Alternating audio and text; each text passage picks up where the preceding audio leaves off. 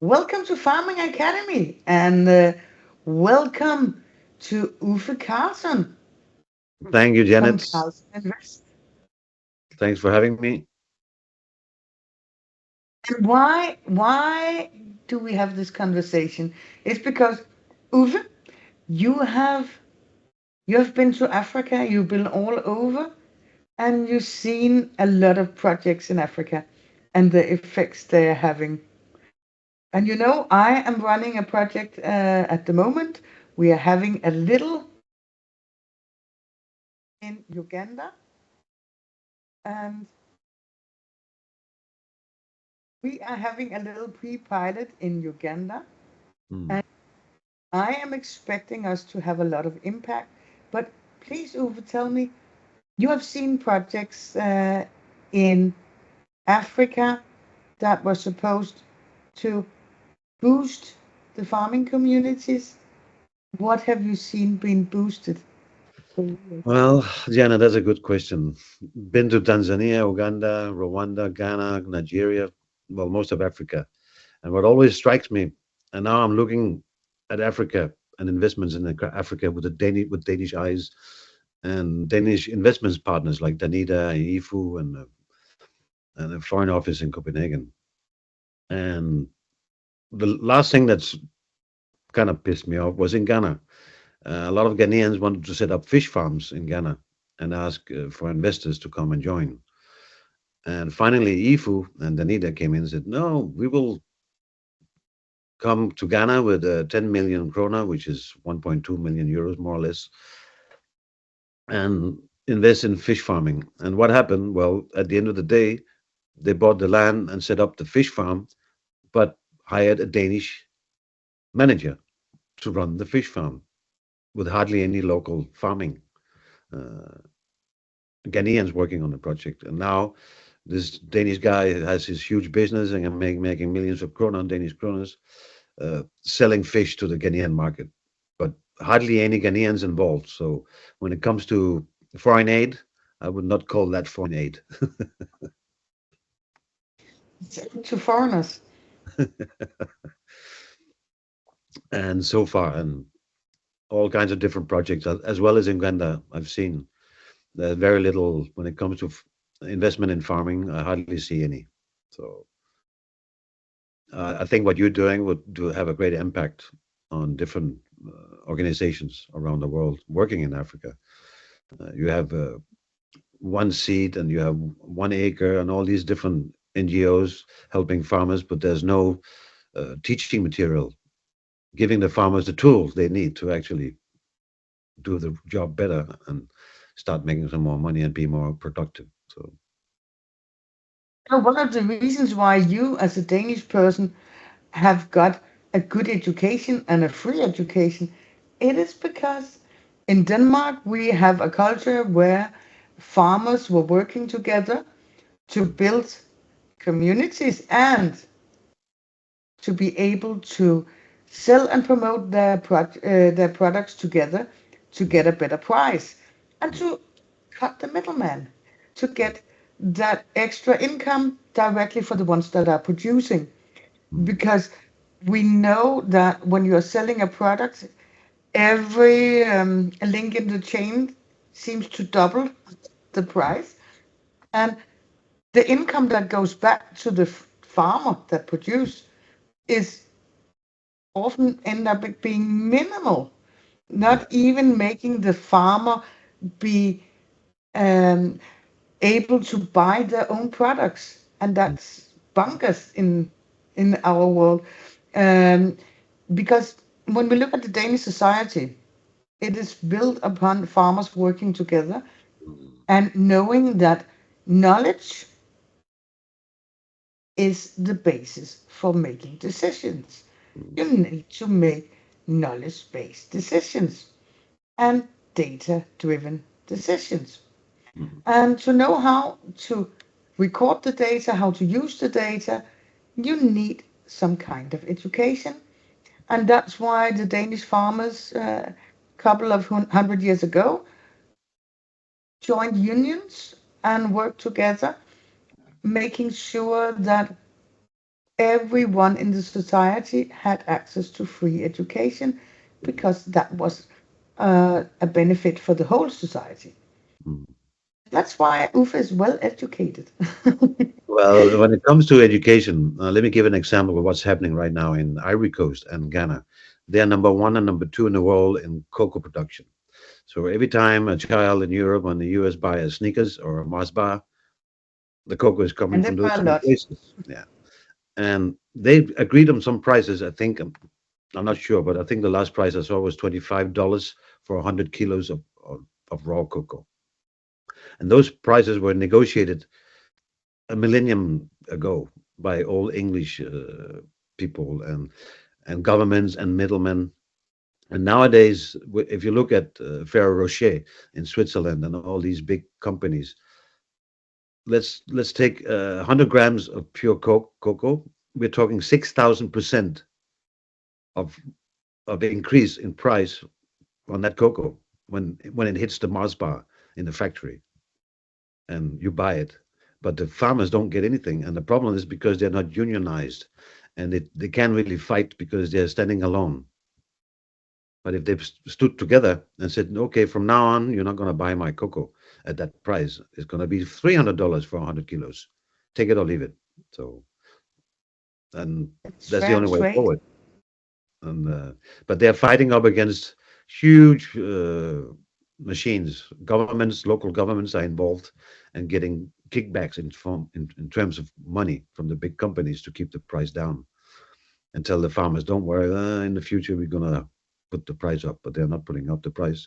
So the only one actually making money on this transaction from the cocoa to chocolate Swiss bars is middlemen in the government and the big companies in Europe and the US. So I guess the Danish tax on chocolate is higher than the income the farmer get.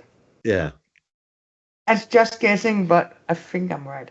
I'm sure Danish government are making more money than the farmers just on the taxes alone. Yeah. That's why my vision behind Farming Academy is that everybody should have access to getting the education, have access to the science, know how to use it, so they can optimize their productions. And now we are testing with our little pilot project in Uganda, and we're starting with my favorite subject, sheep and goats. And already see a huge impact in Mm. the mindset of our students. And the first six students, they are trainer students. And as soon as they finish their education, they'll go out and support local communities Yeah. to spread the knowledge. So it will work like wings in water.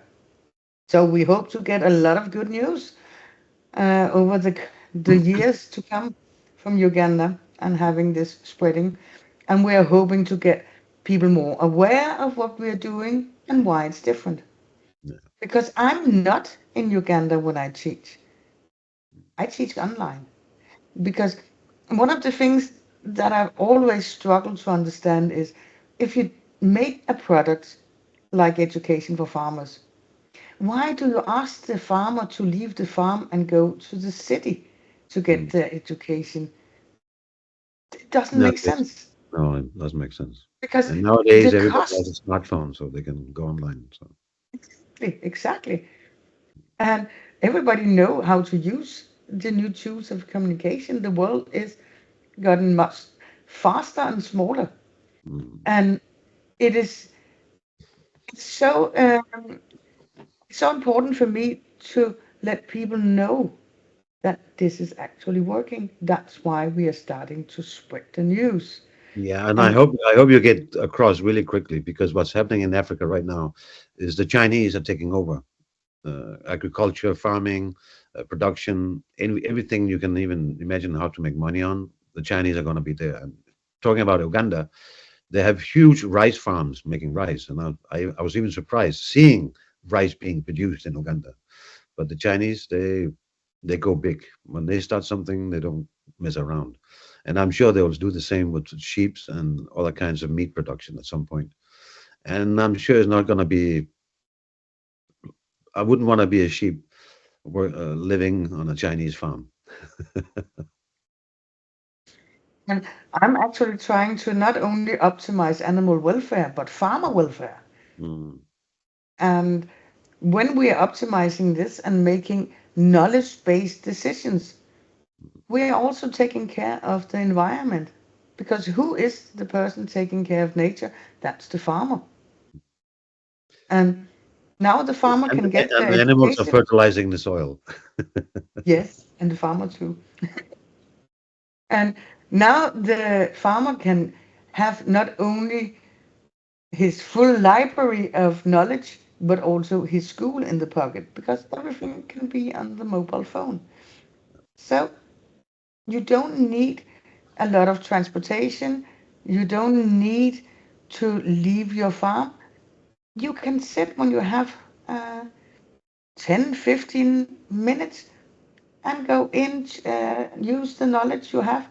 And when everything is recorded, all the lectures are recorded, so you can go back. Let's say, for example, you are in the lambing season. Sheep have a tendency to have lambing difficulties 3 o'clock in the morning when the vet is most expensive.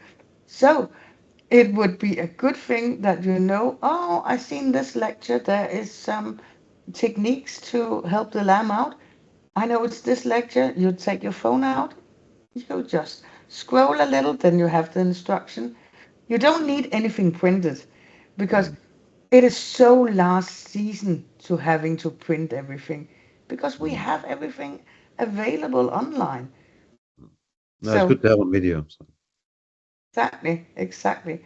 And when my students are delivering their assignments back to me, they of course also deliver it as videos. yeah, So and the education is built of 3 levels. We're starting on a basic skills level, then we go to advanced, and then they end up on expert level. And just to be honest, expert level on the sheep farming education is much higher than you can find anywhere else in the world. So we end up with having our students in Uganda being much better educated than Scandinavian sheep farmers. So that's nice. one thing I like about your project is when it comes to administration fees, all these big NGOs in Africa, I think they lie most of the times about how much money is going into helping people and how much is going into running an office. And I think half the, let's take €1 million going to some NGO in Mauritania, where there's nothing and it's all sand and a lot of sun. So they're trying to plant grass in the Sahara, actually, to try and make it green again. And what I've seen there is at least half that €1 million goes to big 4x4s and beautiful houses and good dinners in the evening for the expats working there on the project. And you don't have that kind of overhead. Most of your money goes actually to helping the farmers. So I'd People rather are give dono- you uh, $100 than $100 to UNICEF. people are donating. It goes 100% Yeah, to giving free education for people who need it. yeah. So Of course, and you also got to live and need some money to run your internet connection and record the videos and material. So yes, but that's why we cannot deliver the education for free. yeah, That's what already cost. The costs are covered by the selling price of the education. yeah, So when people go in and donate 100 euros for education, 100 euros goes to buy lectures. There's no administration fee or anything there. It well, goes directly. that's So cool. and now we are hoping to soon spread the news of my first 6 students in Uganda. They are almost finished with the expert level. And when they finish this, they have the final exam. And the final exam is they have to deliver a video pitch for their business plan. And that Mm, has to include everything: health management, breeding targets, everything. And I hope that when they deliver these, we can show it to the world Mm. and get a lot of more people interested in this. So Because people, will they get credentials from you on the education? of course, Mm. they do. Because people need to respect the farmers because they are producing everything you eat. You could not live without farmers. They are the guardians of nature. And if we keep trying to destroy nature, then we are making the job so much harder for everyone. So we need to start to listen to the people that are fighting on the front. And that's the farmers. They are the one taking care of nature. They are the one that make sure we have biodiversity. And if they make decisions that are based on knowledge and data, Mm. we get a very good future. And that's what I see when I see my students. I am so proud of them.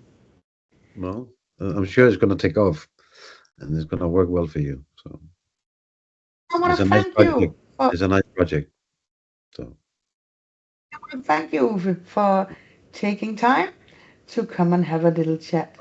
anytime So you need any advice on Africa, you know where to find me. So, thank you very much. but Thank you, don't. But I'm sure I'll disappoint you when I tell you what I see. So, probably. And maybe one day you'll have a sheep farming education too. well, you It never will be know. good for you. Anyway, it's good to But see you. remember what you're wearing. Mhm. That what you're wearing now, that was produced by a sheep farmer, and that will store carbon for many many years. So you're doing something very good for the environment also when you're wearing Okay. wool. Let's see if I get some CO2 credits from the government. Maybe. But thank you You're and welcome. see you soon. Okay, Bye bye. bye. Keep up the good work. Thank you. You too. Bye bye.